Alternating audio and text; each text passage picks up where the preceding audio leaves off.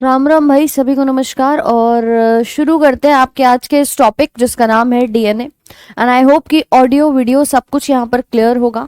And जैसा कि आपको पता है कि मैम अब तक हमने बॉटनी के काफ़ी सारे प्लांट के टिश्यूज़ हों या प्लांट के अंदर हॉर्मोन्स हों, इन सभी चीज़ों को पढ़ लिया है। और अब बात करेंगे डीएनए के बारे में कि ये जो जेनेटिक्स की पूरी शाखा है ना, कि मैम वहाँ पहुँचने से पहले मुझे ये जानना बहुत ज़रूरी है। Sound is not coming. Sound clear है? एक बार बताइए ज़रा। I hope everything is clear now. आवाज़ और वीडियो सब कुछ सुनाई व दिखाई दे रहा है। All clear. चलो, डीएनए के बारे में बात करेंगे और इसी का मुख्य पार्ट हमें यहाँ पर कवर करना है।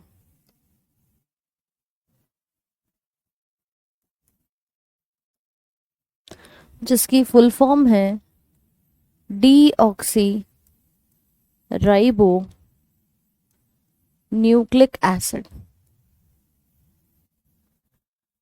Deoxy ribo nucleic acid. But DNA है क्या?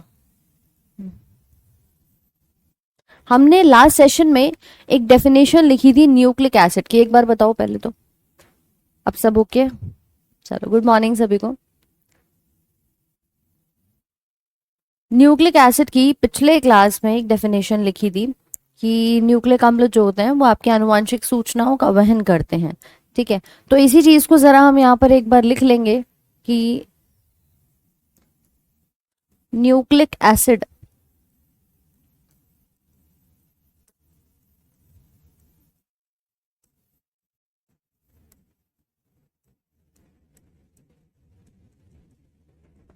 दे ट्रांसमिट द जेनेटिक मटेरियल। यह आनुवांशिक सामग्री का वहन करते हैं। अब इसमें ये जो जेनेटिक मटेरियल है इसका उदाहरण हमने दिया था कि देखो भाई, दो प्रकार होते हैं। एक होता है आपका डीएनए और एक पाया जाता है आरएनए। कुछ जीवों में डीएनए होता है जिसके नाम में हम लिखते हैं डीऑक्सी राइबो न्यूक्लिक एसिड, और कुछ में लिखते हैं राइबो न्यूक्लिक एसिड। बट नाम के पीछे देखिए क्या आ रहा है, न्यूक्लिक एसिड आ रहा है। इसका मतलब मैम ये दोनों किसकी कैटेगरी में आते हैं? इसी वाले न्यूक्लिक एसिड की कैटेगरी में आते हैं। तो ये दो उदाहरण अगर हमसे पूछे जाएंगे कि ये किसके हैं, आप बताएंगे कि ये न्यूक्लिक एसिड के ही उदाहरण हमें दिखाई दे रहे हैं। ठीक है, हिंदी इंग्लिश दोनों में लिख लो एक बार फटाफट से। चलिए, मैथ्स वाला बायोलॉजी पढ़ेगा? बिल्कुल पढ़ेगा, पढ़ना पड़ेगा मैम, पेपर में आएगा, है ना। 2 दिन से क्लास नहीं हो पाई थी क्योंकि एक दिन तो देखो तबीयत साथ नहीं दी और दूसरे दिन आपका इवेंट ही लग नहीं पाया था। ठीक है, बट हम उसी के लिए संडे को, यानी अब जो आपका परसों संडे है, आज फ्राइडे है, सुन लो भाई, संडे को आपकी क्लास एक सेशन होगा लगभग 2.5 घंटे का। ठीक है, जिसमें हम अपने टॉपिक को कवर करेंगे। तो संडे के दिन आपकी टाइमिंग सुबह की रहेगी, वो लगभग 9 बजे की क्लास होगी। और इवेंट आपका पहले ही मैं उसको शेड्यूल करवा दूंगी ताकि आपको भी कोई परेशानी यहाँ पे ना हो। ठीक है, अभी तबीयत बिल्कुल ठीक है?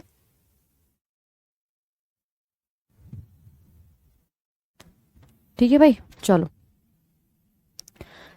तो यहां तक लिखेंगे डीऑक्सी और राइबो न्यूक्लिक एसिड। लेकिन इसमें हमें मेनली जो पढ़ना है आज के चैप्टर में, वो डीएनए के बारे में जानना है कि ये डीऑक्सी राइबो न्यूक्लिक एसिड, ये सारे के सारे जो वर्ड्स है ना, ये सब चीजें जो है हमारी, वो कैसे और कहाँ से आई या क्या क्या चीजें होती हैं। तो आप ये पहले इसको नोट कर लेंगे कि न्यूक्लिक एसिड्स होते क्या हैं।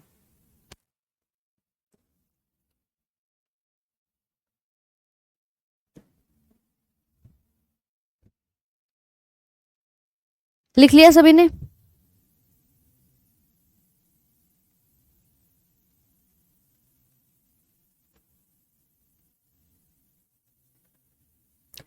सोनू कुमार, कौन से शॉर्ट आंसर?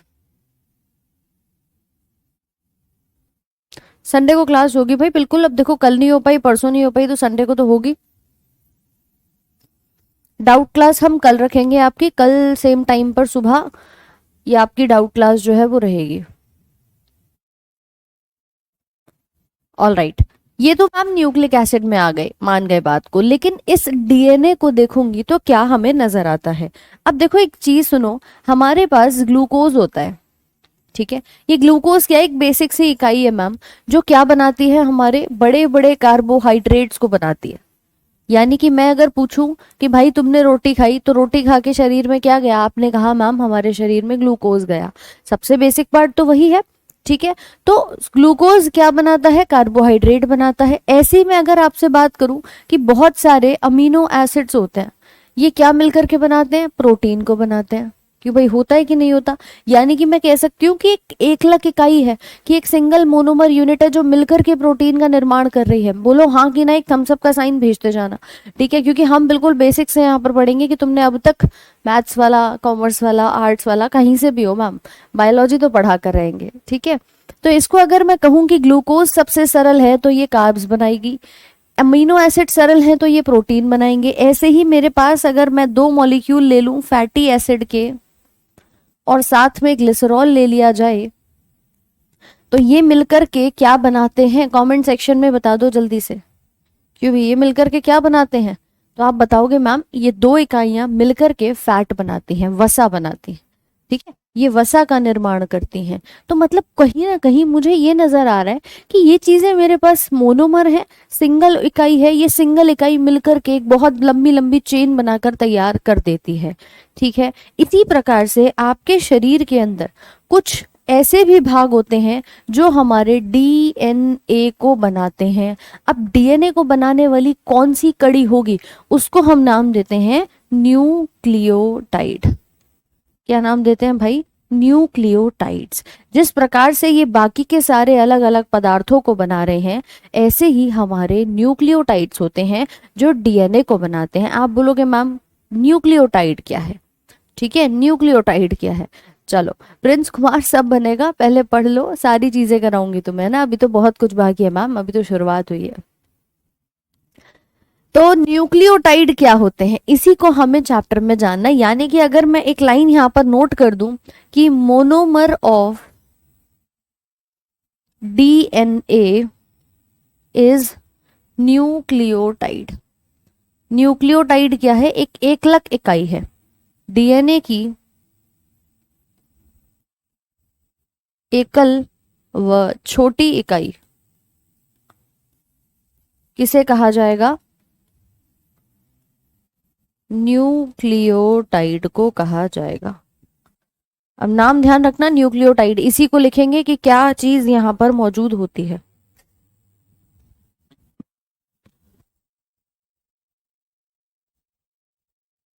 मंटू लाइव से शुरू कर सकते हो, जो पीछे का रह गया है उसको रहने देना।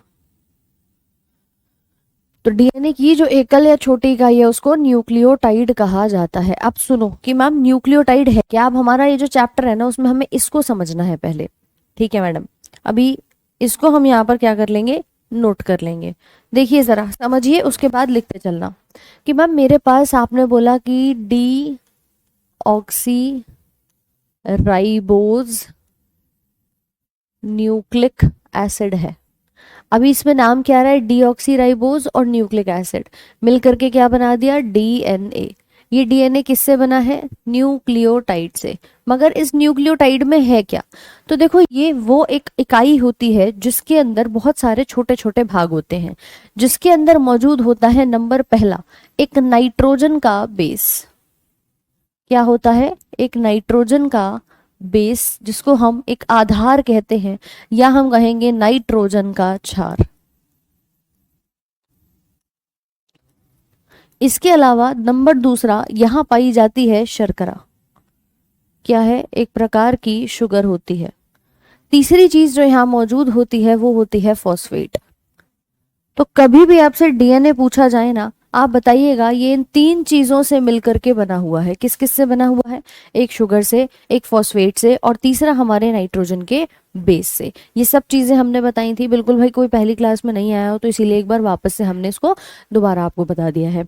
अब मैडम इस नाइट्रोजन के बेस में क्या होता है कि अगर मैं इस वाले भाग को देख रही हूँ कि ये अगर मेरे पास बना हुआ है तो इसके अंदर ये भी है, ये भी है, ये भी है, लेकिन इन तीनों में इंडिविजुअली चीजें क्या क्या है? अब देखो इस नाइट्रोजन बेस के ऊपर बात करते हैं कि मैम ये जो हमारे पास नाइट्रोजन का बेस होता है ना, ये 2 प्रकार का होता है। कितने प्रकार का? 2 प्रकार का। एक प्रकार होता है हमारे प्यूरीन्स के नाम से, और एक आता है पाइरिमिडीन्स के नाम से।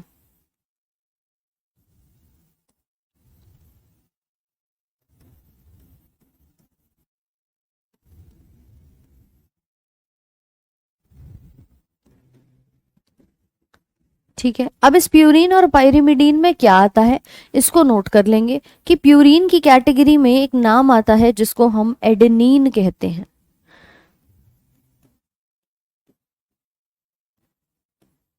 इसके अलावा आता है जिसको हम नाम देते हैं थाइमीन।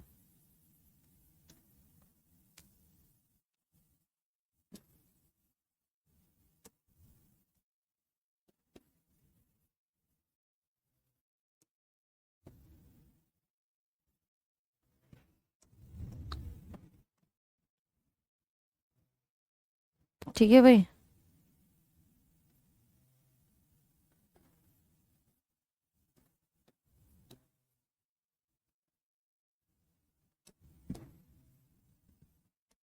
इसको इधर ही लिख लो।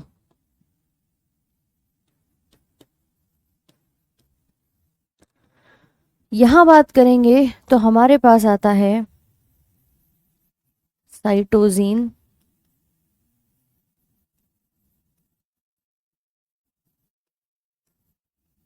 और आता है थाइमीन।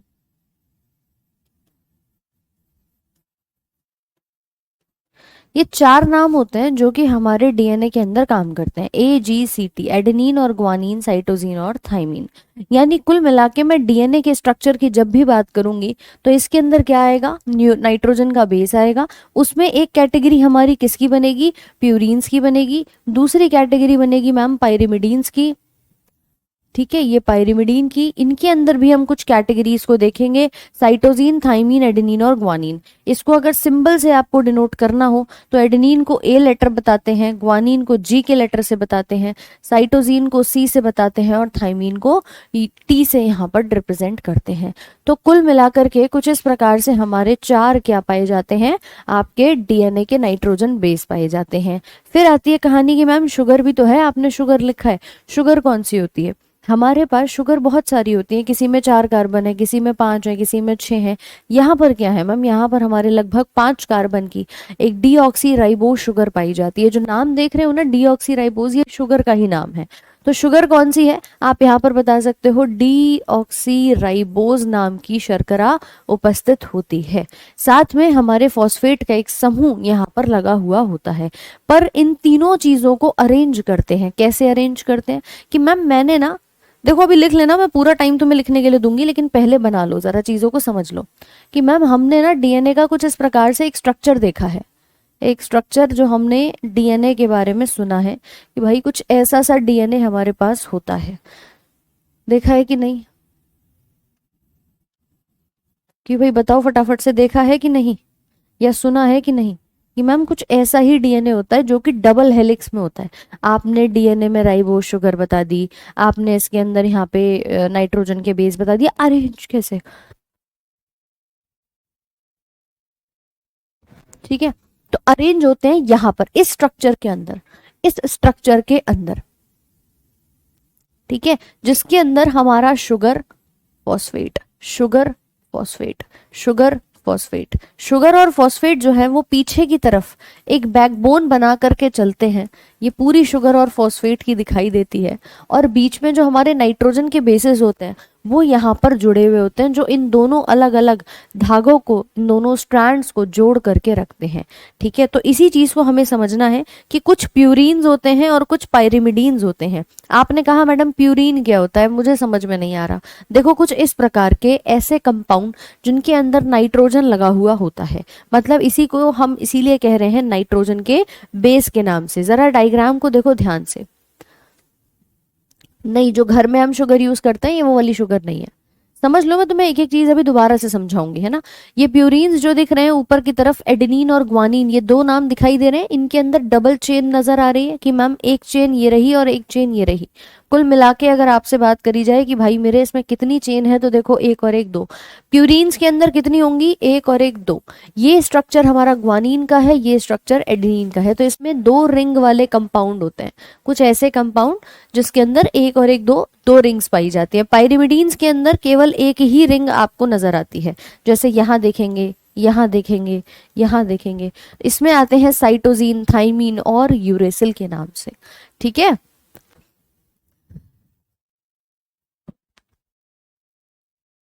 हाँ बायो का क्लास रोज 7 बजे से ही होता है। बोलो समझे कि नहीं समझेगी। ये दो रिंग और एक रिंग वाले प्यूरीन्स और पायरिमिडीन्स के ये स्ट्रक्चर हैं जो कि हमारे इस पूरे डीएनए के अंदर लगे हुए होते हैं। कि कुल मिला के अगर आपसे बात करी जाए तो भैया यही स्ट्रक्चर हमारे तीनों मिलकर के क्या बनाते हैं, डीएनए को बनाते हैं। कि देखो मैडम, ये हमारा फॉस्फेट का समूह है, जोड़ दिया। ये हमारी 1 2 3 4 5 5 कार्बन की शुगर लगा दी, और इसके एक एंड पे हमने ये नाइट्रोजन का बेस लगा दिया।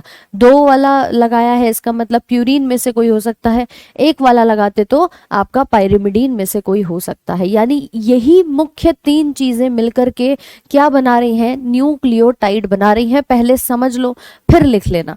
ठीक है, तो मैम अगर कुल मिलाकर के बात करी जाए तो हमारे पास ये कैटेगरी नजर आती है जिसको हम कहते हैं हमारा डीएनए। ठीक है, ये अभी चारों चीजें हमने लिखी कि भाई नाइट्रोजन का बेस एडेनिन, ग्वानिन, साइटोसिन और थाइमीन के नाम से होता है। ये एक अलग यूरेसिल आता है जो सिर्फ आरएनए में पाया जाता है, इसीलिए मैंने आपके लिए ये अभी लिखा नहीं है कि देखो डीएनए में तो केवल और केवल ये चारों ही आते हैं। ये वाला पार्ट आता है, इसको रिप्लेस करके यूरेसिल आरएनए के अंदर। ठीक है, स्ट्रक्चर नहीं याद करना, स्ट्रक्चर नहीं याद करना। फिर डीऑक्सीराइबोस शुगर आती है और फिर फॉस्फेट का समूह यहाँ पर आता है। तो अब एक बार जरा इस पूरे स्ट्रक्चर को बना लो।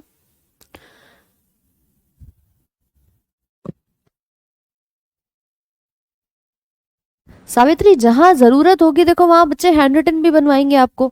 ठीक है ना, ये बायो है, थ्योरी का पोर्शन है। यहाँ पे 4 सवाल तो नहीं कराने हैं तुम्हें, गणित के अंदर की फॉर्मूले बता दिए, क्वेश्चंस हो गए। ऐसी रीजनिंग की तरह भी नहीं है यहाँ पे। तो मतलब थोड़ा सा जहाँ थ्योरी ज्यादा होता है ना, वहां पर कोशिश ये की जाती है कि आप लोगों के लिए थ्योरी थोड़ा सा जल्दी कवर हो जाए, तो इसलिए आपकी पीपीटी से प्रेजेंट किया जाता है। ठीक है भाई, लिख लिया यहाँ तक? ये पेज सभी का हो गया था कि नहीं, पहले तो ये बता दो। ये लाइन सबने लिख ली थी कि नहीं?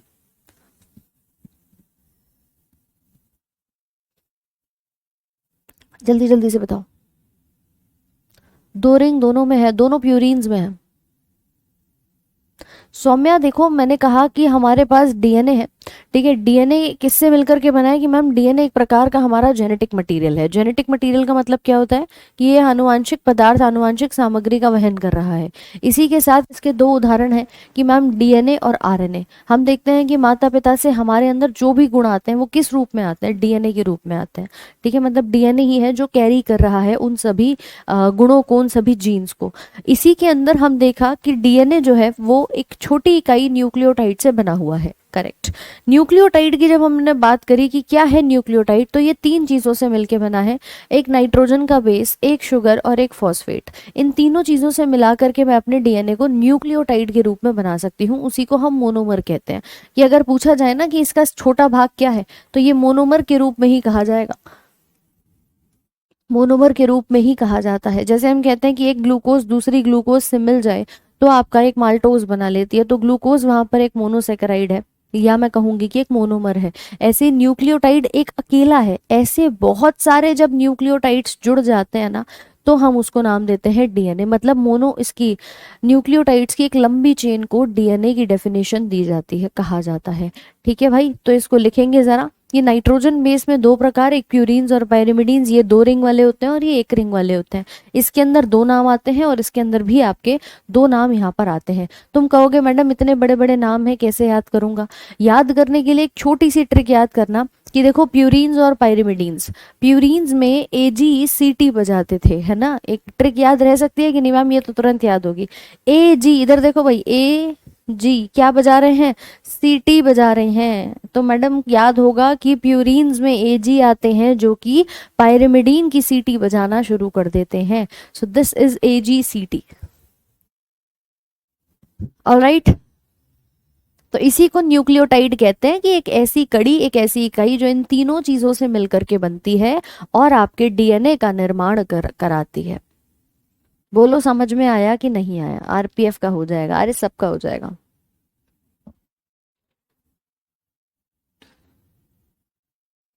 चलिए, तो AgCt बजा रहे हैं। अब बोलो याद हुआ कि नहीं हुआ? अब फटाफट से बना लो इसको। जिस किसी की भी पीछे की क्लासेस छूट गई हैं, आप आज वाले टॉपिक से शुरू कर सकते हो, कोई समस्या नहीं है। और आपकी जो पीछे की क्लासेस छूटी हैं भाई, धीरे धीरे करके अपने बैकलॉग को खत्म कर लेना। राइट, आज से आप अपना नया टॉपिक शुरू कर सकते हो। जिसने भी पहली क्लास करी है, आज आपकी फर्स्ट क्लास है या कल ही आपने बैच परचेज किया है, कोई इशू नहीं है। आप अपनी प्रीवियस क्लासेस का बैकलॉग धीरे धीरे देख सकते हो। आज फ्रेश टॉपिक स्टार्ट हुआ है, you can start from here. Gunjan क्यों नहीं हो रहा भाई? मैं एक बार देखती हूँ, चलो इसको आज। लिख लिया सभी ने? बना लिया कि नहीं? बताओ जल्दी से।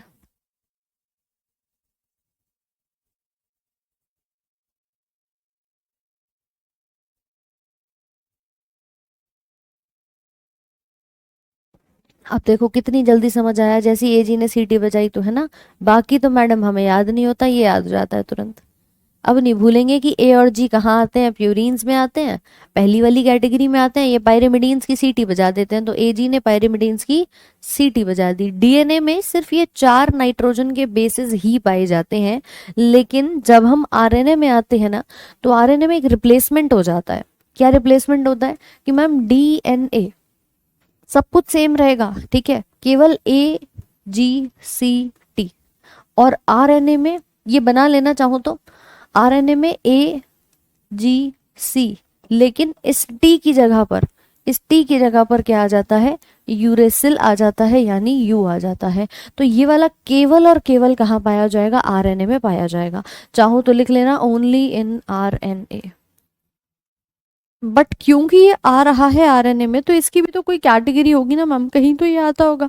तो ये आता है आपके इसी पायरिमिडीन्स के अंदर। मतलब यहीं पर आप इसका भी नाम नोट कर लीजिएगा कि ये यूरेसिल जो है, इसको हम यू लेटर से डिनोट करते हैं, और it is present only in RNA, केवल आरएनए में उपस्थित। बाकी सब होंगे आरएनए में, लेकिन ये वाला जरूर आएगा इस थाइमीन की जगह पर। ठीक है भाई, तो इसीलिए इसकी कैटेगरी को भी हम यहाँ पर लिख सकते हैं। बना लिया? थाइमीन की जगह पर यूरेसिल आता है, हाँ।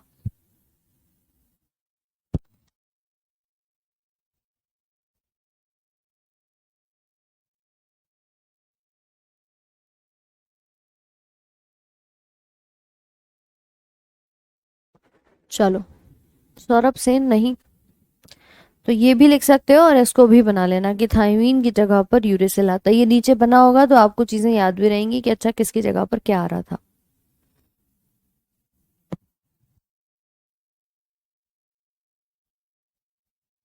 बना लिया सबने?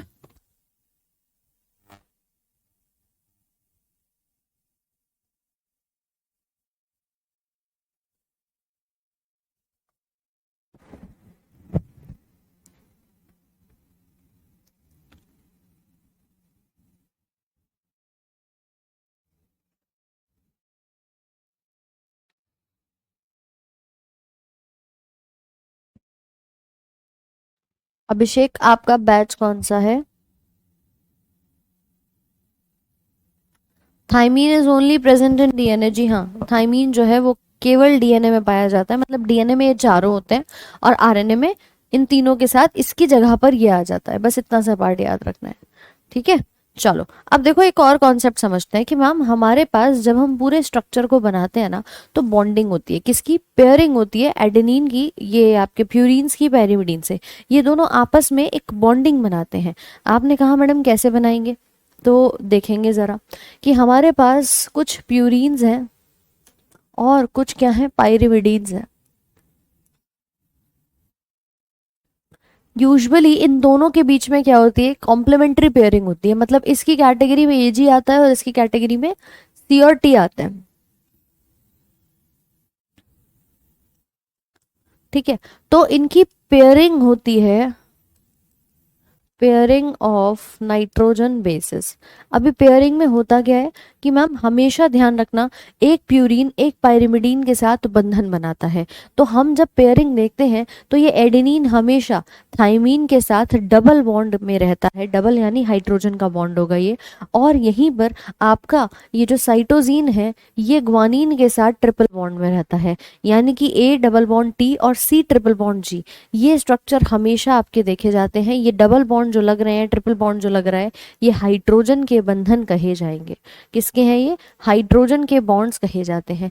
तो मैडम ये पेयरिंग क्यों होती है? ये पेयरिंग इसलिए होती है कि भाई मेरे पास मान लीजिए कि डीएनए का स्ट्रक्चर है। अब डीएनए के दो धागे होते हैं, इनको बांधने के लिए भी तो कुछ चाहिए। तो यहाँ से एडेनिन गया, इसने डबल बॉन्ड थाइमीन के साथ इसको जोड़ दिया।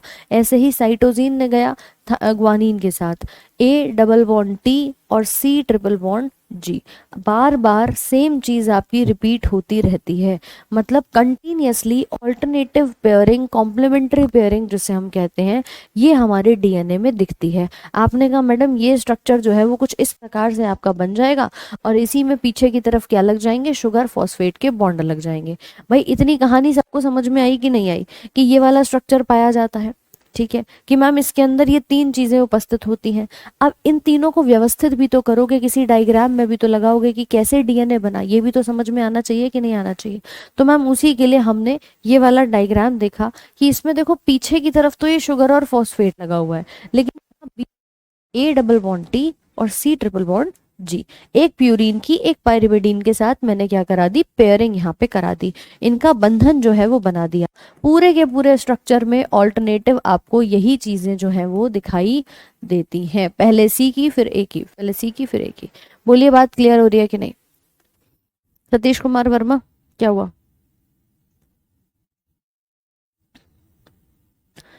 ठीक है रोशन,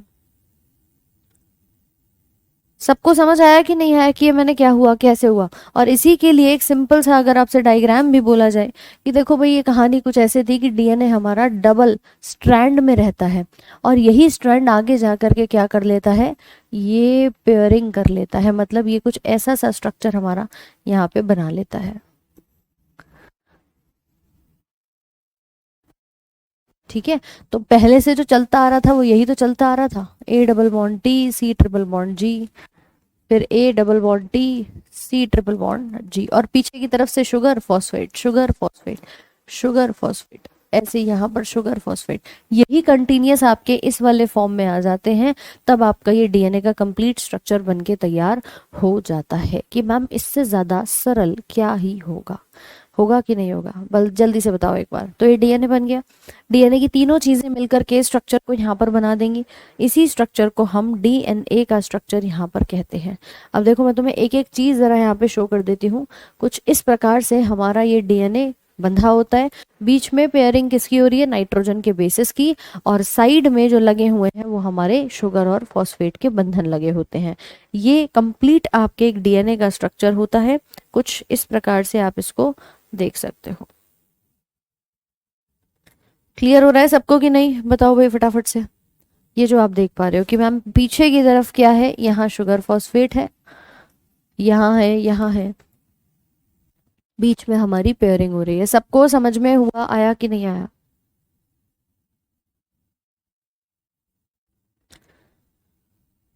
ठीक है, कुछ होते हैं जिनको मैम मतलब चीजें आसानी से समझ आ रही हैं, कुछ होते हैं जो मन में ठान के बैठते हैं कि ना बायोलॉजी तो मैं समझूंगा ही नहीं, मैं तो पढ़ूंगा ही नहीं, नाम ही बहुत टफ है।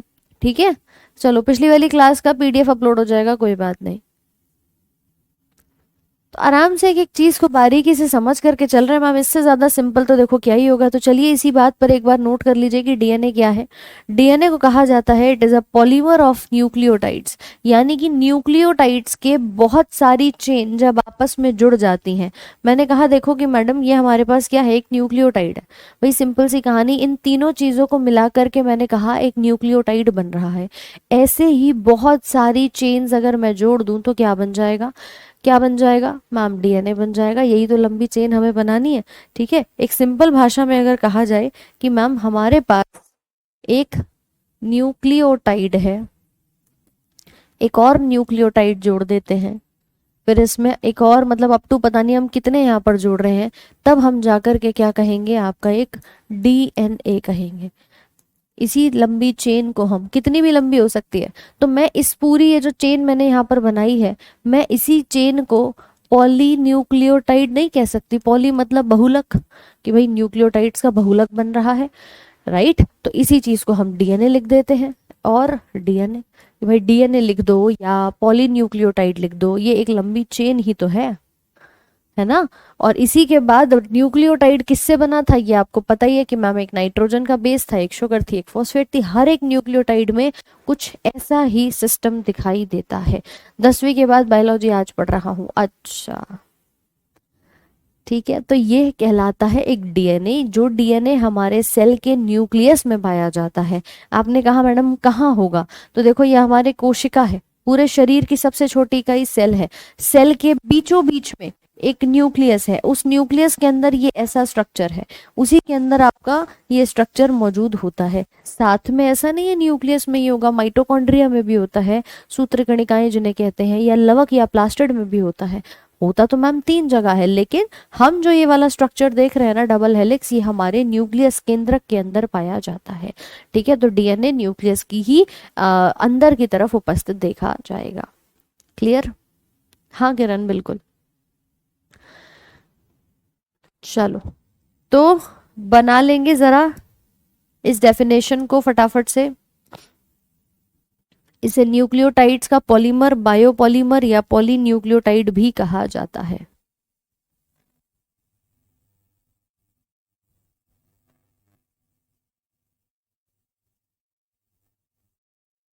अभी जो जो समझा है सब कुछ लिख लेंगे, टेंशन मत, तो सब लिख लेंगे। लिखो जरा इसे।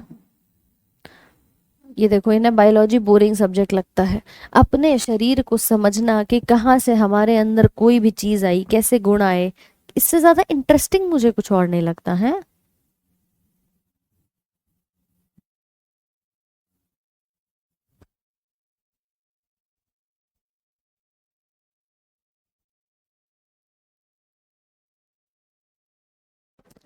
लेकिन क्या करें, हमारे तो आधे साथियों को इस बात की चिंता है कि मैम सिलेबस कब खत्म होगा, या फिर मैम आज पीडीएफ नहीं मिला, मैम आज जो क्लास है वो कैसे हो गई, है ना, टाइमिंग चेंज कर दो। अरे इन सभी चीज़ों से सारी जो दिक्कतें हैं तुम्हारी वो भी हल हो जाती है। थोड़ा सा पेशेंस तो रखा करो।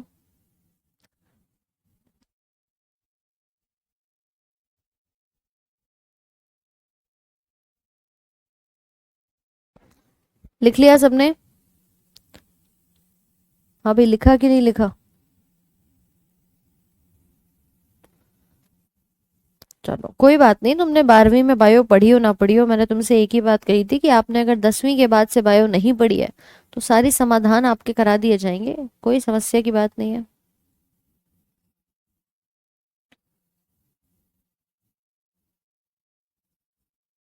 चलिए, अब इसके बाद अगर हम बात करें कि मैम ये कहानी तो हमारी हो गई, ये जो डीएनए है ये कैसा होता है, डबल स्ट्रैंडेड होता है। जरा इसके बारे में चीजें लिख लो। डीएनए डबल स्ट्रैंडेड, यानी इसके अंदर 2 प्रॉपरली धागे आपको इस प्रकार से मिले हुए नजर आ रहे हैं, कुछ ऐसा ही तो दिख रहा है। डीएनए क्या है, डबल स्ट्रैंडेड है, दोहरा सूत्र यहाँ पर दिखाई देता है। इसमें 2 न्यूक्लियोटाइड के स्ट्रैंड्स होते हैं, जिसके अंदर फॉस्फेट का ग्रुप भी होता है, 5 कार्बन की शुगर होती है, और 4 नाइट्रोजन कंटेनिंग नाइट्रोजन के बेसेस होते हैं। जो अभी पढ़ा उसको फटाफट से लिखो। आर्ट पढ़ के बायो पढ़ना कठिन हो जाता है, कोई बात नहीं कोई बात नहीं। लिखो फटाफट से। डीएनए क्या है, डबल स्ट्रैंडेड है, यानी डीएनए के दोहरे सूत्रण बंधन दिखाई देते हैं।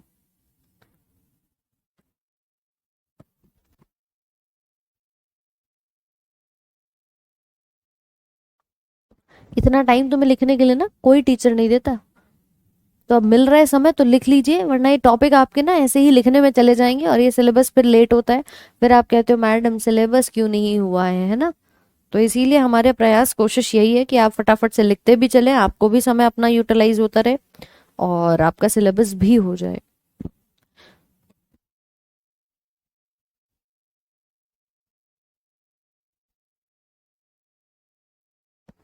क्लास 7 बजे जल्दी हो जाती है, मंडे से क्लास 8 बजे हुआ करेगी। आपको अपडेट दे दूंगी मैं, मंडे से लगभग 8 बजे ही क्लास हुआ करेगी।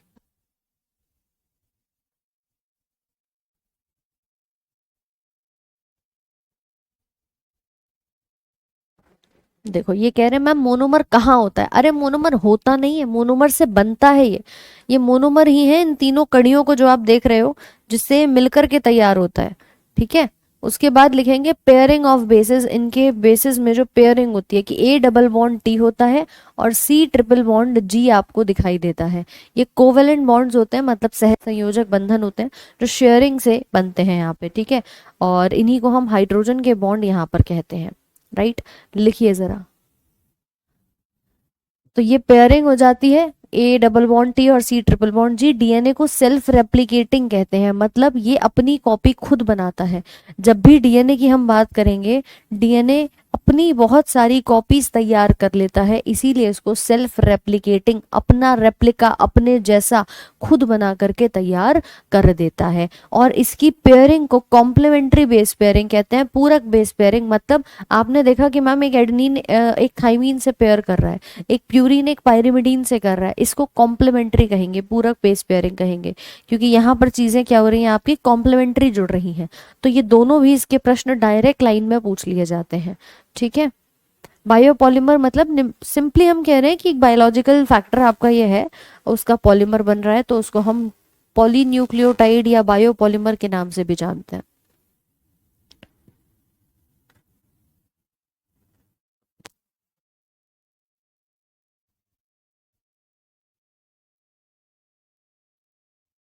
लिख लिया भाई सभी ने?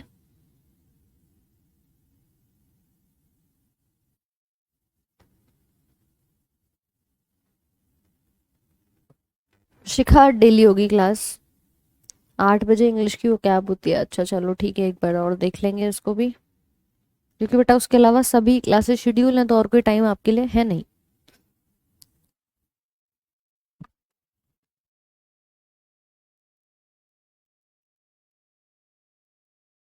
पॉली का मतलब बहुत सारे, पॉली मतलब ही बहुत सारा होता है। ठीक है, चलिए ये कहलाती है बेस पेयरिंग, जिसको हम यहाँ पर कहते हैं। तो कुल मिलाकर के अगर हम देखें डीएनए और आरएनए के बीच का अंतर, तो मैम मुख्य फैक्टर्स क्या दिखते हैं कि देखो भाई तुम्हारे पास जो डीएनए था इसमें डबल स्ट्रैंड थे, यानी ये कुछ ऐसा दिख रहा था। आरएनए कैसा होगा, एक सिंगल स्ट्रैंडेड दिखाई देता है। ये दुगने बंधन के साथ है तो ये एकल बंधन के साथ होता है। फिर उसके बाद अब टाइमिंग पे थोड़ा सा ध्यान कम, इधर देखो, इसमें शुगर होती है डीऑक्सी राइबोस शुगर, इसमें होती है राइबोस शुगर। करेक्ट। फिर उसके बाद यहाँ पर नाइट्रोजन के बेसिस ए टी सी जी पाए जाते हैं, यहाँ पर यूरेसिल आ जाता है थाइमीन की जगह। तो नोट कर लेंगे डीएनए और आरएनए के बीच का अंतर क्या होता है, यूरेसिल आरएनए में पाया जाता है। ठीक है चलो टाइमिंग पे डिस्कशन कर लेंगे, अभी इधर आ जाओ, लिख लो इसको फटाफट से।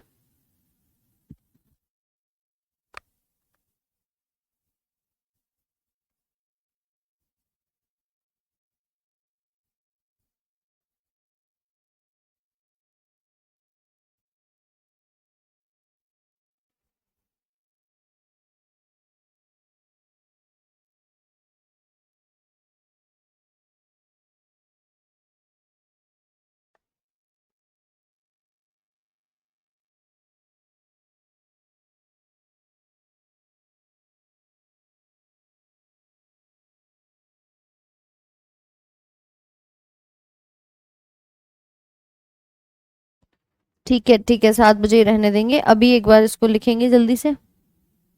इसका पीडीएफ क्लास के बाद आपको पहुंच जाएगा। डीएनए न्यूक्लियस में ही पाया जाता है ना, आरएनए भी होगा तो न्यूक्लियस में ही होगा, लेकिन हर किसी में नहीं होता आरएनए। राइट। प्रीतम आरएनए के अंदर अगर बॉन्ड्स में आप ये पेयरिंग देखोगे तो उसमें भी कोवेलेंट बॉन्डिंग ही दिखाई देगी।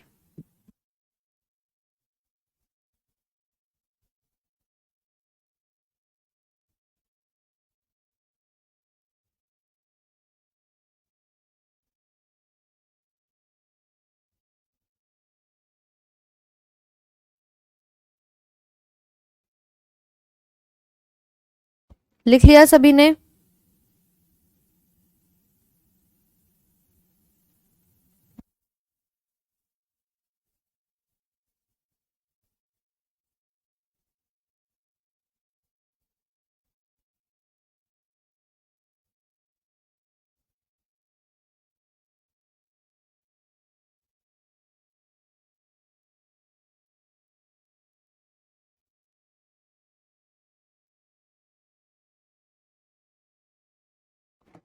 चलो आगे बढ़ते हैं।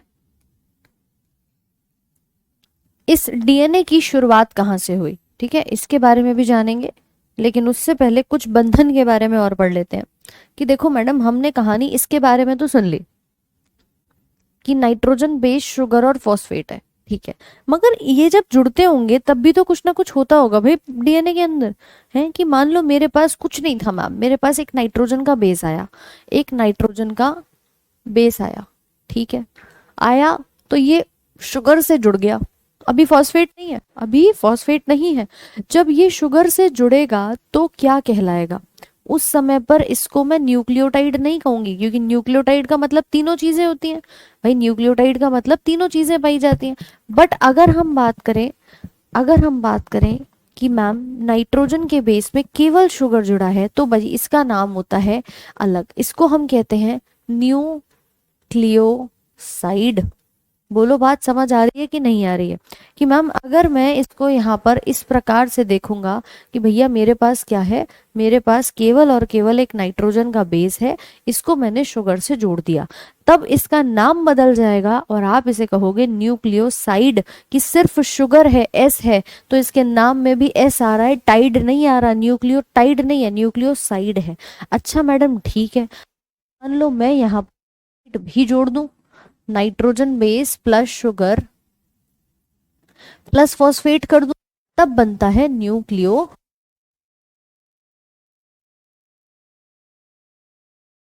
न्यूक्लियोटाइड कब बनता है और न्यूक्लियोसाइड कब बनता है?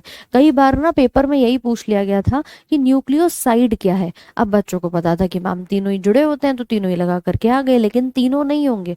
न्यूक्लियोसाइड का मतलब जब आप नाइट्रोजन बेस को शुगर से जोड़ते हो, ठीक है, तो तीनों ही चीजें आपकी क्या बनती हैं फिर, अलग अलग हो जाती हैं। तो इसीलिए इनकी नाम भी अलग है और इनके बीच का बंधन भी अलग होता है।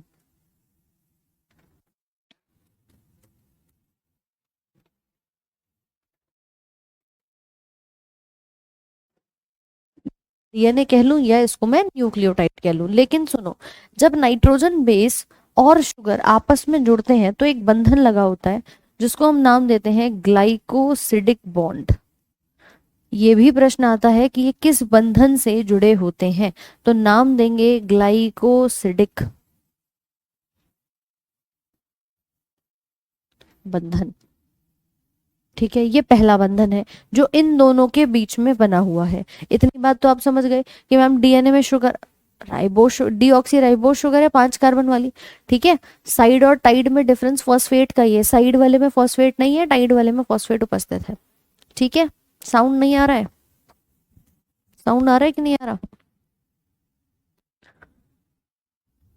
चलो, तो यही लाइन जरा यहाँ पर आप क्या करेंगे, ये है आपका कि ये डीएनए है,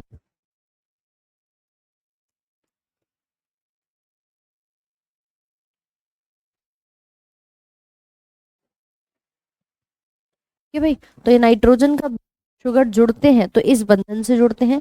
लेकिन जब मैं इन तीनों को जोड़ती हूँ कि मैम साथ मतलब इस न्यूक्लियोसाइड के साथ, अब मुझे यहाँ पर और क्या जोड़ना है, मुझे यहाँ पर फॉस्फेट जोड़ना है, तो यहाँ पर आ जाता है फॉस्फो ईस्टर।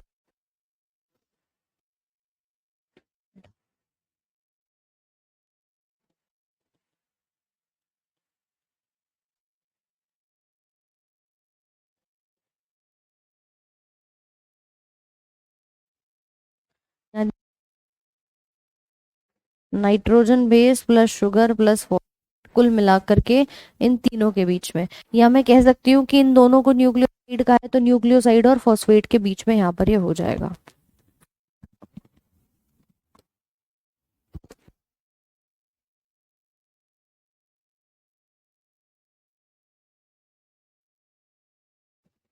अभी आवाज आ रही है? एक बार बताओ सभी, अभी आवाज ठीक आ रही है सबको?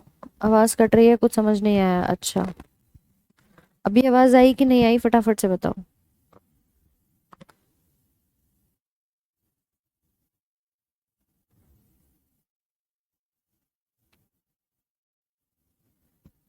अभी ठीक है?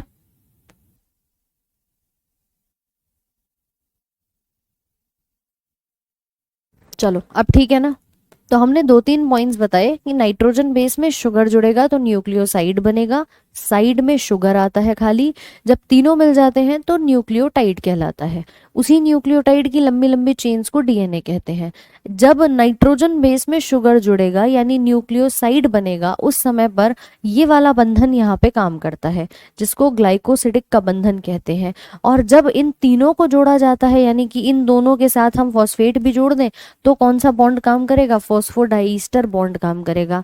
कई बार पेपर में आपके सीजीएल में भी, रेलवे में भी पूछा जा चुका है कि कौन सा बॉन्ड आपके ग्लाइकोसिडिक बॉन्ड के द्वारा या फॉस्फोडाइस्टर बॉन्ड के द्वारा दिखाई दे रहा है।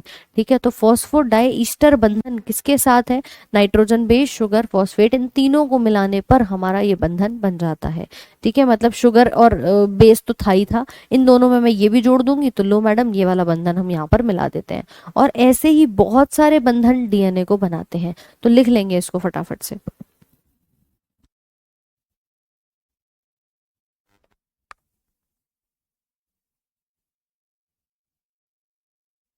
विशाल, केवल शुगर प्लस फॉस्फेट नहीं, शुगर के साथ इसमें जो आपका बेस है वो भी तो मिल जाता है ना।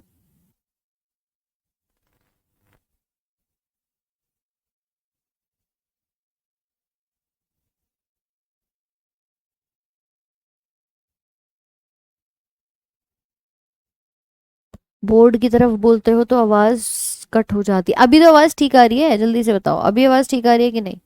वैष्णवी कुमारी लिख लिया? ओके, सभी ने लिख लिया तो एक थम्स अप का साइन भेजो जल्दी से।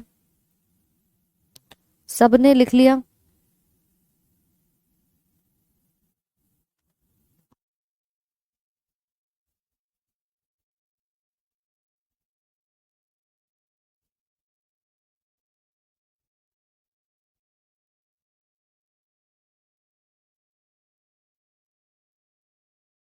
करेक्ट। इसके बाद बात करेंगे कि डीएनए की खोज किसने हुई, कैसे करे। देखो, डीएनए एक ऐसा आपका स्ट्रक्चर है जो अकेले किसी एक व्यक्ति से नहीं ढूंढा गया था। शुरुआत किसी और ने करी, फिर बाद में इसको जेनेटिक मटेरियल प्रूफ किसी और ने करा, इसका मॉडल किसी और ने दिया। तो कुल मिला के अगर मैं कहूँ कि मैम डीएनए की सबसे पहली बार किसने खोज करी, किसने ढूंढा, किसने देखा, तो वो देखा था फर्स्ट आइडेंटिफाइड, यानी पहली बार फ्रेडरिक मीशर के द्वारा सन 1868 से लेकर 69 तक, मतलब 1 साल इनको लगा, और उसमें इन्होंने पूरी इसकी खोज वोज करके बता दिया था। ठीक है, फॉस्फोडाइस्टर तीनों में होगा, राइट। तो मैम ये 1868 टू 1869 में पहली बार किसके द्वारा? फ्रेडरिक मीशर के द्वारा डीएनए को पहली बार पहचाना गया और देखा गया कि हाँ भैया ये क्या है, हमारे पास डीएनए है। फिर इसका ये डबल हेलिक्स मॉडल आया, जिस स्ट्रक्चर को आप लोग अभी पढ़ रहे थे कि मैम ये इस प्रकार से हेलिक्स में रहता है, ये ऐसे कॉइल्ड कुंडलित अवस्था में रहता है। ठीक है, तो ये दिया था जेम्स वॉटसन और फ्रेंकोइस क्रिक ने। तो ये दो वैज्ञानिक थे जिन्होंने मिलकर के 1953 में अपना ये डबल हेलिक्स मॉडल, जिसे हम कहते हैं, इस संरचना को यहाँ पर दिया था। तो अगली जो आपका पार्ट होगा वो इनके लिए होगा। डीएनए पाया कहाँ जाता है? न्यूक्लियस के अंदर पाया जाता है, तो उसको हम केंद्रक का डीएनए कहेंगे, जो नाभिक में पाया जाता है। और जो सूत्र कणिकाओं में होता है उसको माइटोकॉन्ड्रियल डीएनए के नाम से जानते हैं। ठीक है, कोई बात नहीं विनय, अभी आज आप एक बार चेक कर लेना, सारे पीडीएफ आपको मिल जाएंगे उसी सेक्शन में जहां एक तरफ वीडियोस और एक तरफ आपके पीडीएफ अवेलेबल होते हैं। ठीक है, और देखो कोई भी प्रॉब्लम रहती है तो आपका टेलीग्राम पर, आप राधिका मैम साइंस के नाम से है, वहां पर आप कनेक्ट कर सकते हो। तो वो टेलीग्राम ग्रुप पर आपकी कोई भी सूचना अगर होती है, इंपॉर्टेंट नोटिस है, वहां पर आपको दे दिया जाता है। लमार्क और ट्रेविरानस ने जो टर्म दिया था वो लगभग, देखो क्या होता है ना, कई बार गुफ्तगू चल रही होती है तो उसमें लग जाता है समय। तो इसी प्रकार से कई किताबों में आपके 1801 लिखा मिल जाएगा, कई में 1802 लिखा हुआ मिल जाता है। तो मैम मेनली अगर हम देखें तो 1801 में इसकी शुरुआत हो गई थी, तो 1 से लेके 2 तक का जो टर्म है वो इसमें कंसीडर किया जाता है।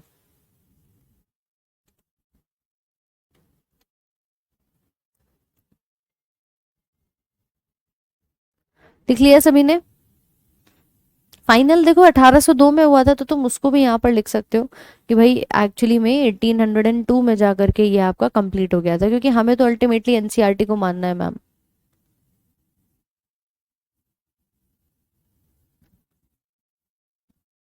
अच्छा भूपेंद्र कुमार, ये सब चीजें तुम्हें ऐसे ही कराई जाएंगी कि जिससे आपकी थ्योरी भी आप साथ साथ में फटाफट से लिखते चलो।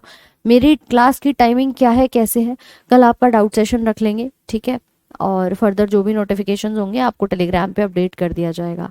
चलिए, तो इस पोर्शन को हम अभी आगे और कंटिन्यू करेंगे, क्योंकि अभी हमने डीएनए तो समझ लिया, लेकिन डीएनए में जेनेटिक कोडिंग कैसे होती है और इसकी जेनेटिक्स की पूरी शाखा, ये सभी चीज़ें हम संडे तक अपना कवर कर लेंगे। संडे को 2 से ढाई घंटे की एक्स्ट्रा क्लास है, तो आप सभी उसे अटेंड ज़रूर करना, ठीक है? और मॉर्निंग में ही होगी, 9 बजे लगभग उसको हम शुरू करेंगे। ऑल राइट, टेलीग्राम आप सर्च कर लीजिएगा राधिका मैम साइंस के नाम से।